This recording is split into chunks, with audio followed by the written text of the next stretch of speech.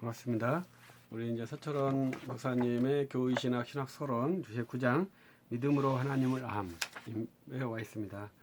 이제 우리는 앞에서 믿음으로 신학함 이것도 말했고 여기에서는 믿음으로 하나님을 암 이런 식으로 말씀을 하고 있습니다. 근데 이제 우리 신학에서 어려운 것이 많습니다. 그 중에 하나가 이제 시도했다가 성공하지 못했다고 생각하는 것이 이 믿음을 개념화하는 것을 성공하지 못했다고 생각합니다. 모든 걸 다 개념화를 못했습니다.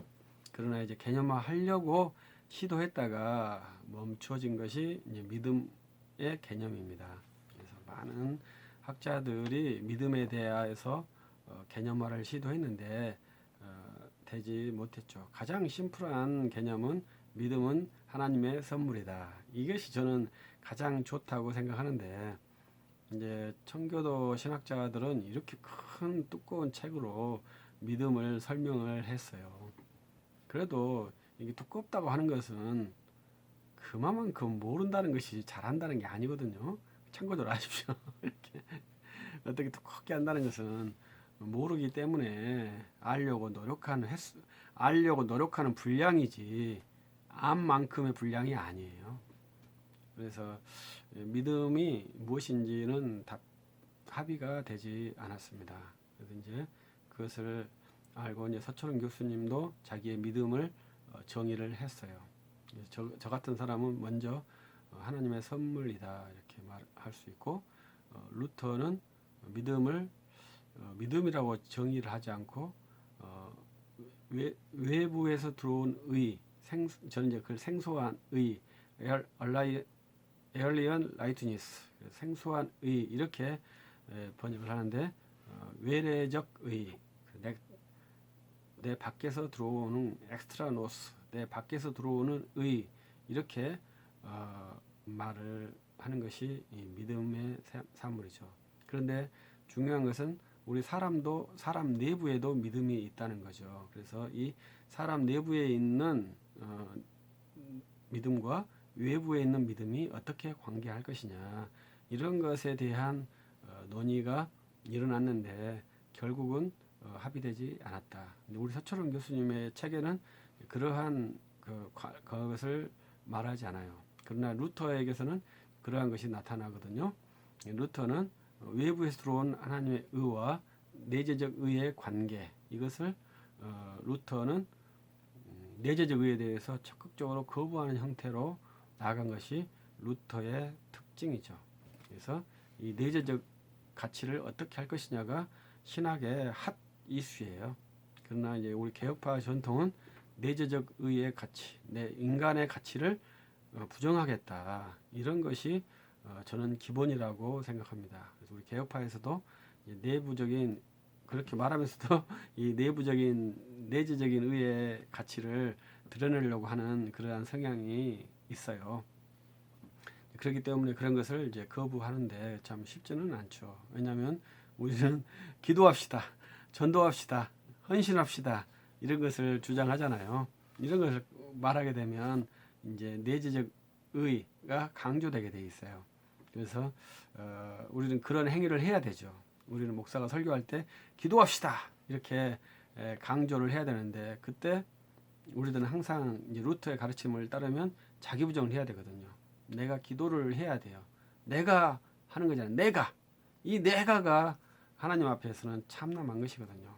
그러나 주님 앞에 나갔을 때는 무한한 죄인인 것을 고백하고 또 하나님께서 응답을 줬을 때 하나님께서 나에게 응답을 주셨어. 그때 나가 들어가면 또 내재적인 것이 들어가게 됩니다. 그래서 그것도 부당한 것이거든요. 루터 신학에서 보면 그렇게 돼요. 그래서 내가 했다는 거나 하나님이 나에게 주셨다거나 이것이 나를 자랑하는 것은 모두가 다 부당한 것이 되는 것입니다. 그것이 루터의 십자가 신학이라고 저는 이해를 해요. 그래서 이 믿음이라는 것을 훈련할 때 그러한 것들을 여러분들이 잘 점검하셔서 루터와 칼빈의 공통점은 루터는 십자가의 신학, 칼빈은 자기 부정, 십자가를 짐 이것을 강조했거든요. 그래서 이러한 것들이 잘 이루어진다면 믿음의 사람이라고 말할 수 있지 않을까 이렇게 생각을 합니다. 그러나 이제 말했듯이 이것은 교회가 합의한 내용은 아닙니다. 그래서 이제 학자들마다의 자기 내용을 말할 수 있겠죠. 그러나 우리가 구원은 하나님께 달려 있다. 이건 정확한 것이죠. 사람은 그 구원에 기여할 수 없다. 이게 정확한 거예요. 그건 누구나 다 말하는데 그 안에다가 이제 그 끼워 넣어버리기 때문에 그것이 거짓 가르침이거든요. 왜 거짓이냐? 불법으로 끼워 넣거든요. 합법으로 끼워 넣지 못하거든요. 그래서 그런 것이 참 나쁜 것이죠. 그렇지만 우리는 모르면서도 모르고도 부지중에 죄를 지을 수 있고요. 또 알면서도 내가 먹고 살려고 죄를 지을 때도 있고 그렇죠. 그런 것들이 없는 것이 좋겠지만 사람은 살면서 그러지 않을 수가 없겠다라는 생각을 합니다. 그런 횟수가 적고 작고 이렇게 이런 것이 거룩의 하나의 모습이죠. 그래서 죄에 대해서는 줄어들고 의에 대해서는 증가하는 것이 거룩한 삶이거든요. 그러한 것들을 우리가 훈련하면서 이루어 간다면 좀 더 멋있는 그리스도의 삶이 되겠다. 그런 제 바람입니다. 그래서 이제 이 믿음을 볼 때 여러분들이 이분의 서 교수님의 주장이다 이렇게 하시고 이것을 표지를 잘 세워서 기억을 하시고 다른 사람이 믿음을 어떻게 말하는가 이렇게 생각하고 또 그 믿음을 비교하면서 여러분들도 믿음이란 이것입니다 이렇게 말하는 것이죠. 그래서 이제 모두가 다 지도자들은 자기 개념화, 자기 의식화를 해야 되거든요. 그래야 리딩을 할 수 있습니다. 어떤 영화를 보니까 그 유튜브에서 적군보다 위험한 것이 무능한 지도자다, 지휘관이다. 이러한 내용의 영상이 있더라고요. 그래서 아르헨티나와 영국이 포클랜드 전쟁을 두고 싸울 때 아르헨티나가 어떻게 보면 완전 패배를 했거든요. 그때 왜 패배했느냐? 그때 무능한 지도자 때문에 패배했다. 이런 식의 내용입니다. 그래서 영국군보다 더 무서운 것이 아르헨티나군에는 무능한 지도자, 상황 파악을 하지 못하는 지도자라고 합니다. 우리들도 저는 이제 대학 교육은 지도자 교육이라고 생각을 하거든요. 그래서 우리는 세미나리 과정이 있어요. 그래서 우리의 신학 지도자의 기본 소양은 7년을 훈련하도록 되어 있습니다. 그래서 다른 학제보다 약간 더 고난도의 지식 체계, 인격 체계를 원하는 것이 우리 신학 체계죠.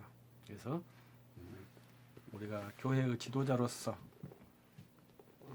좋은 리더십을 발휘한다는 것은 매우 중요한 것이죠. 그때 리더십이라는 것은 우리는 사상적인 집단이기 때문에 반드시 개념화를 시켜야 돼요. 보이는 것을 만드는 집단이 아니잖아요. 보이지 않는 것을 만드는 집단이기 때문에 사상가가 지도자가 사상을 가지고 개념화를 시켜야 돼요. 그 개념화가 없으면 사도 바울의 말씀으로는 울리는 꽹과리가 돼요. 소리는 나는데 실체가 없어요. 그것이 얼마나 시끄럽습니까? 그래서 우리들은 소리와 실체가 같이 있는 그러한 말을 할 수 있는 기독교 지도자가 되어야 합니다. 그래서 이제 이 서 교수님도 자기 개념화를 했기 때문에 좋은 지도자라고 말할 수 있겠죠. 그것이 얼마나 이제 더 많은 사람들이 따르냐 안 따르냐의 관점에 또 있겠습니다만은 한번 보시겠습니다. 이제 첫 번째 패러그래프이 아니고요. 101쪽에 있는 문장입니다. 믿음은 논증 없이 하나님에 대해 확실성을 얻게 해주고 하나님의 계시로부터 확실한 지식을 얻게 해준다. 믿음의 기능이죠. 믿음이 무엇이냐? 이것은 아니죠. 믿음의 기능을 말하고 있습니다. 그래서 믿음의 필요성은 우리가 하나님을 알 수 있는 것은 자연적인 수단으로는 하나님을 알 수 없다. 오직 믿음으로만 안다. 이것이 믿음의 필요성, 믿음의 기능. 그러면 이 믿음이 어디서 왔느냐? 이런 것이죠. 내 안에 있느냐? 그렇지 않다. 외부에서 들어왔다. 이것이 이제 우리 개혁파들의 아주 구체적인 내용이에요. 그리고 내재적인 가르침에 대해서, 내재적인 기능에 대해서 부정하는 것이 우리 개혁파들의 기능입니다. 그러나 천주교는 이제 믿음에 대해서는 잘 말하지 않지만 협력 은혜라고 말하거든요. 그래서 협력 은혜를 말하는 것은 하나님이 도우시고 인간이 협력해서 선을 이룬다. 이러한 기본 도식이에요. 그래서 우리들도 하나님 도와주세요 이렇게 기도도 하지 않습니까? 그 기도를 꼭 해야 됩니다. 하나님 도와주세요 이렇게 기도를 하는데, 그때 이제 우리가 도와줄 때 협력 은혜적인 그러한 방식이 아니에요. 신학훈련 잘 하시면 돼요. 근데 그때는 그냥 내가 어려운 거 도와달라는 것이지 어떠한 구원을 위해서 도와달라고 기도하는 것은 아니거든요. 그런데 이 천주교는 연옥에서 천국으로 가게 해주세요 이런 기도를 하잖아요. 그것이 구원에 관련된 기도예요. 협력적 기도예요. 그러니까 문제가 되는 거죠. 우리는 내가 잘 먹게 해주세요, 문제를 해결해 주세요 이러한 기도는 구원과 관계가 없죠. 재밌는 기도입니다만 구원과 관계가 없기 때문에 하나님이 그거 도와주셨어. 그건 그냥 조금 문제를 해결해 준 것이지 큰 드라마가 아니에요. 가장 큰 드라마는 내가 죄사함의 확신이 있는 거예요. 그리고 하나님을 아바 아버지라고 부르는 거예요. 그것이 그것 같은 기적이 어디 있겠습니까? 정말로 놀라운 기적이죠.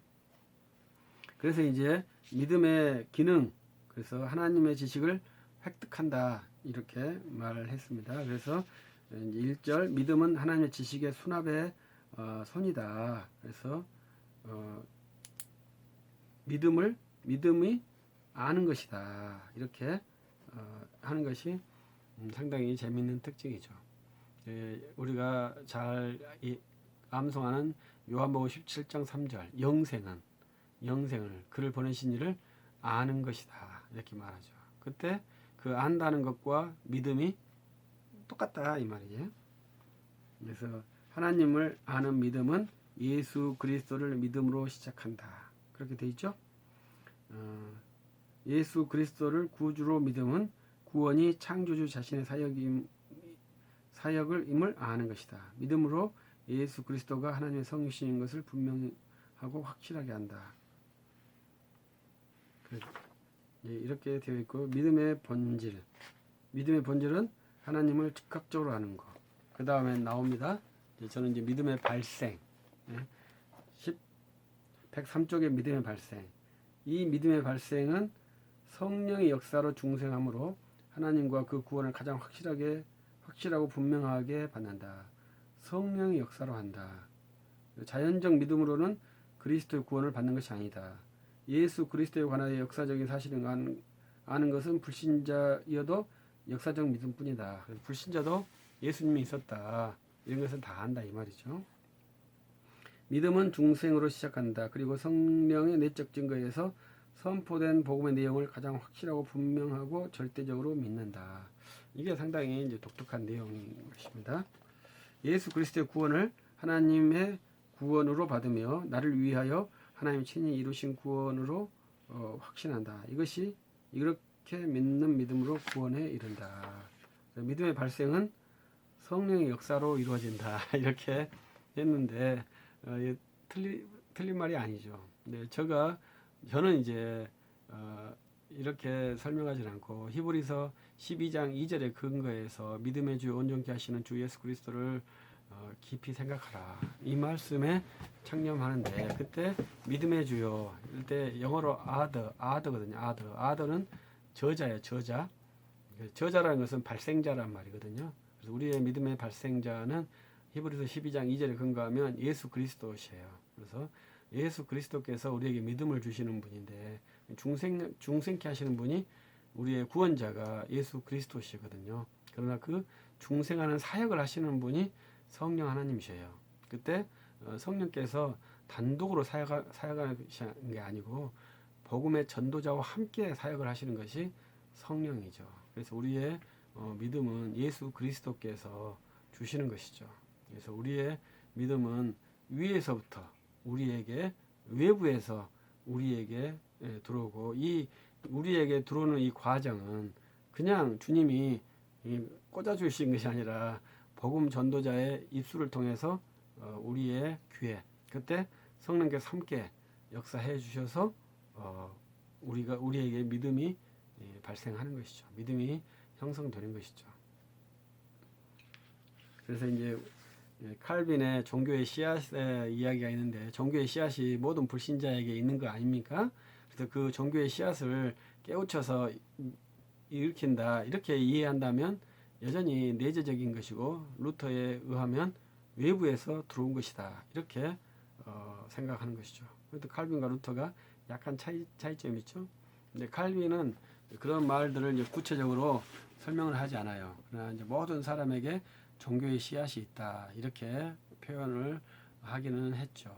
그러한 것들을 우리가 좀 더 이해해 볼 수 있겠습니다. 그다음에 믿음의 요소는 우리 서철원 교수님께서 아주 중요하게 개선을 하려고 하는 내용이에요. 그래서 여러분들은 이것을 한번 보시길 바랍니다. 개선이라는 것은 이전 내용과 이후 내용을 바꾸려고 한다 이 말이죠. 이전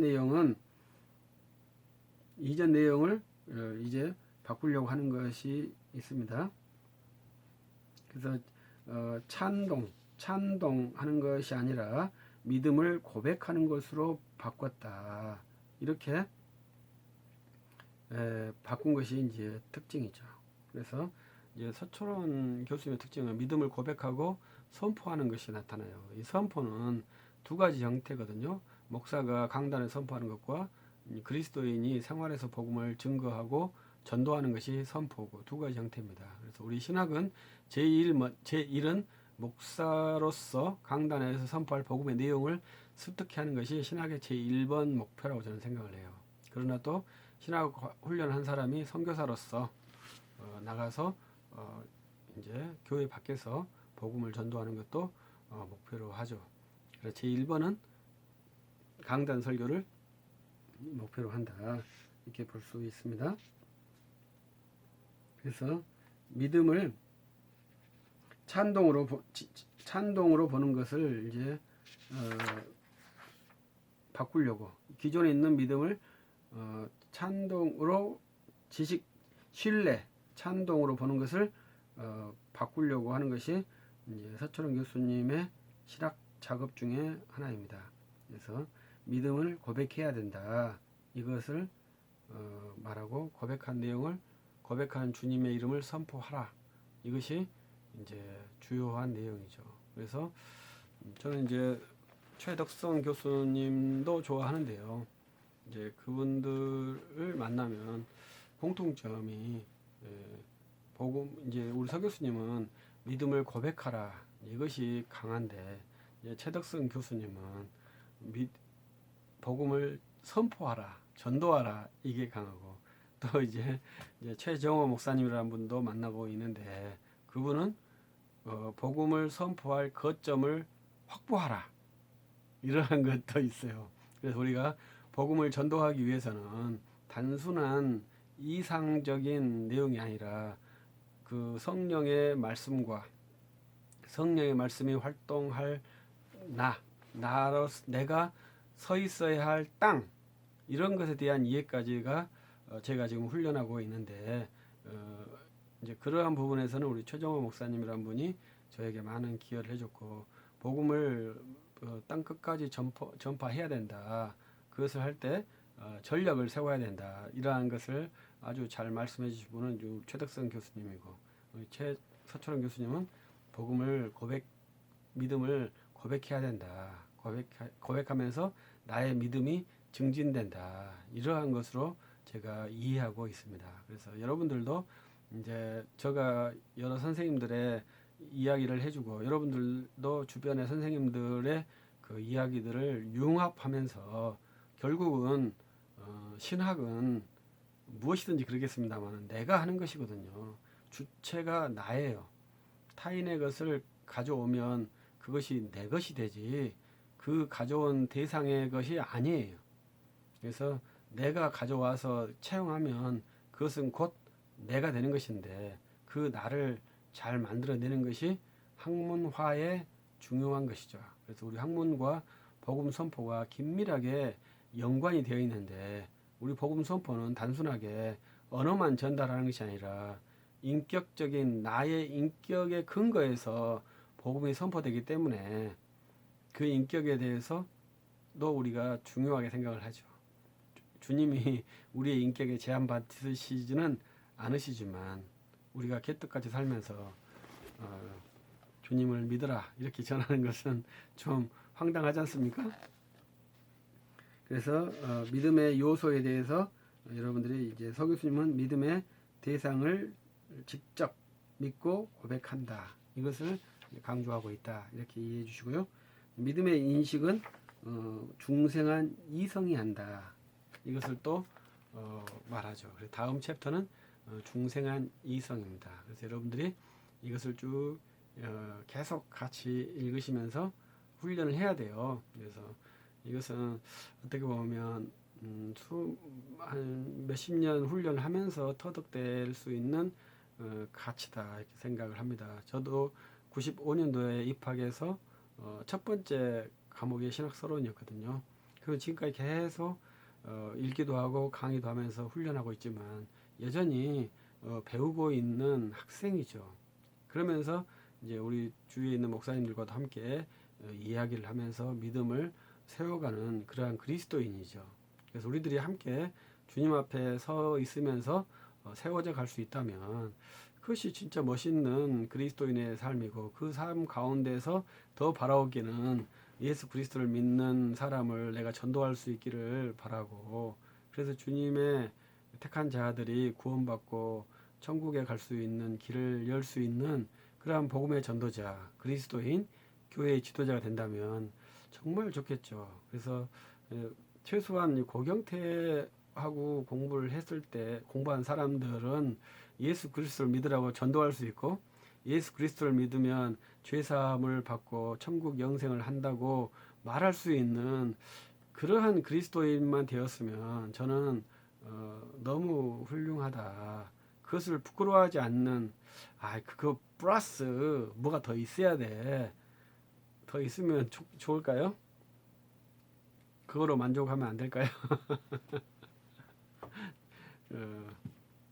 힘을 내셔서 주 예수 그리스도를 믿고 주 예수 그리스도를 땅 끝까지 증가하는 그리스도인이 되어 봅시다. 믿음의 역사가 있어서 주의 이름을 고백하는 많은 증인들이 일어서서 주님의 이름이 온 땅의 가운데 세워질 수 있기를 저와 여러분이 함께 협력해서 증진해 나갈 수 있기를 기대합니다. 감사합니다.